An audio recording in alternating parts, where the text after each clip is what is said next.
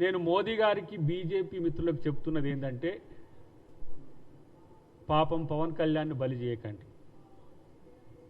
ఎందుకంటే ఆయనకు రాజకీయం తెలియదు.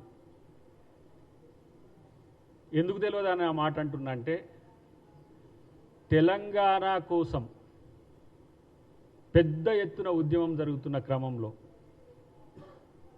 తెలంగాణ కోసం మద్దతు చెప్పకుండా తెలంగాణకు వ్యతిరేకంగా పనిచేయాల్సిన పరిస్థితి ఆయనకు వచ్చింది.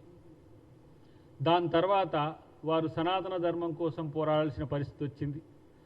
సనాతన ధర్మం కాపాడాల్సిన పరిస్థితుల్లో కూడా అది బీజేపీకి అనుకూలంగా పోరాడాల్సిన పరిస్థితి వచ్చింది. ఎందుకంటే వారు చెగువేరా